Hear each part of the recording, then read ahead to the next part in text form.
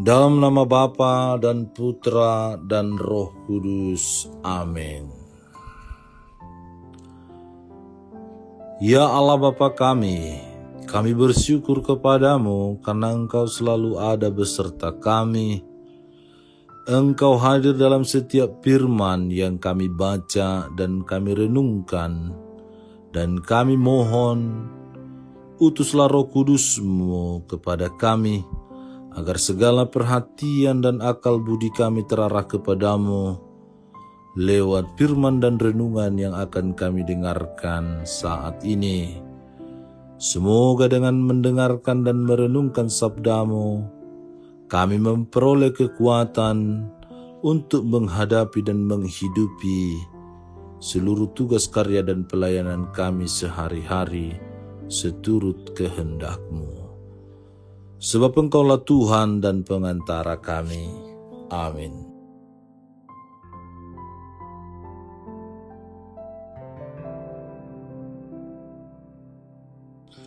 Tuhan bersamamu dan bersama rohmu.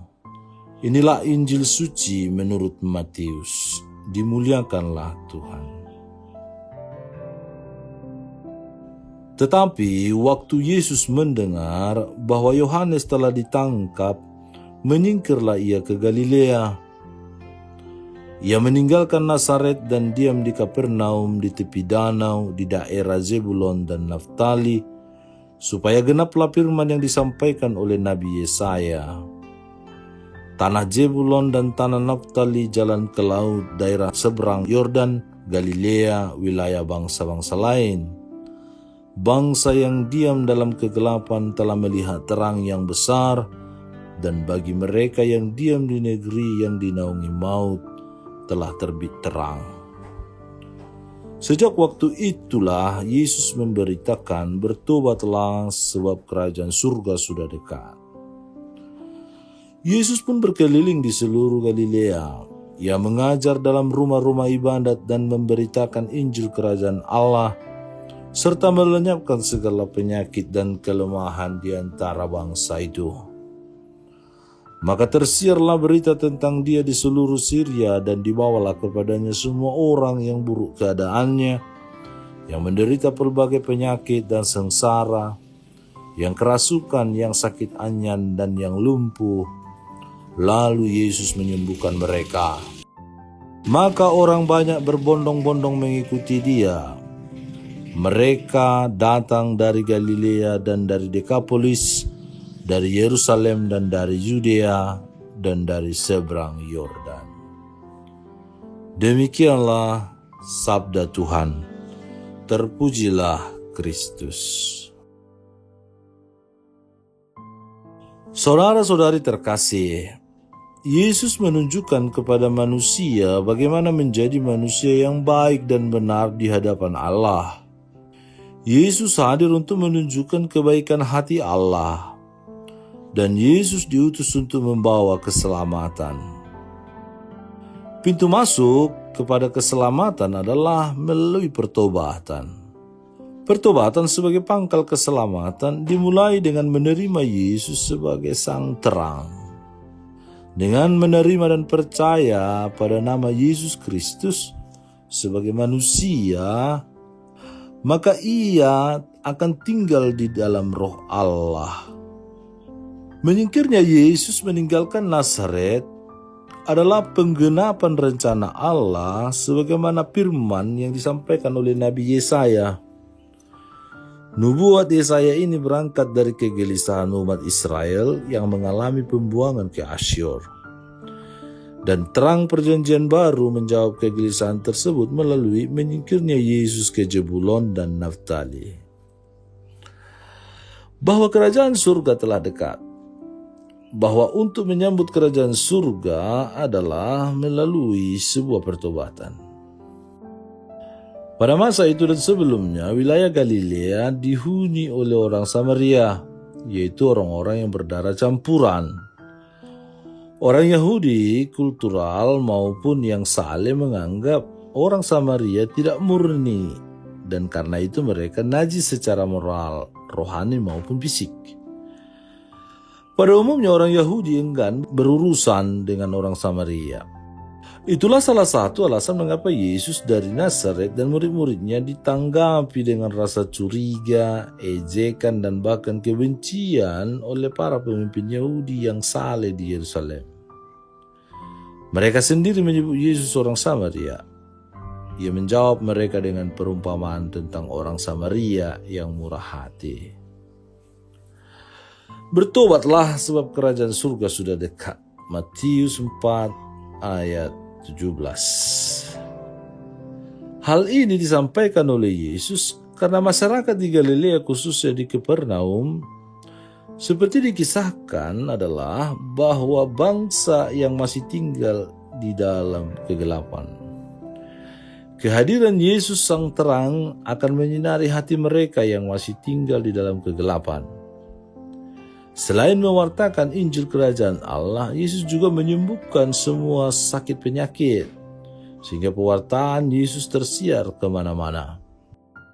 Karya Yesus di Galilea dapat dipastikan melayani orang-orang dari seluruh penjuru dunia. Hal ini tentu bukan tanpa alasan sama sekali, karena Yesus akan mengarah ke Yerusalem sebagaimana yang telah dinubuatkan sebelumnya. Kebaikan tidak dapat dikalahkan oleh kejahatan, dan kebaikan hati Yesus telah melenyapkan segala penyakit dan kelemahan manusia. Oleh karena itu Yesus berseru, bertobatlah sebab kerajaan surga sudah dekat. Karena hanya dalam pertobatan manusia tetap dalam kasih dan karunia Allah. Bertobat berarti merubah fokus hidup dari berfokus pada diri sendiri beralih jadi penyerahan total pada penguasaan Kristus. Berita ini takkan pernah usang kecuali bagi mereka yang hanya mau memuaskan telinga. Yesus memberi teladan bagaimana mengikuti segala perintah Bapa dalam setiap hidupnya. Demikian pun dengan kita anak-anaknya yang juga senantiasa berusaha memampukan diri untuk menaati perintah Allah dan juga menjauhi larangannya. Oleh karena itu kita seharusnya mohon pertolongan kepada Yesus Tuhan kita untuk selalu dicurahkan roh-Nya yang kudus agar tidak disesatkan oleh roh yang menyesatkan, melainkan dipimpin oleh roh kebenaran, karena roh kebenaran itu berasal dari roh Allah sendiri.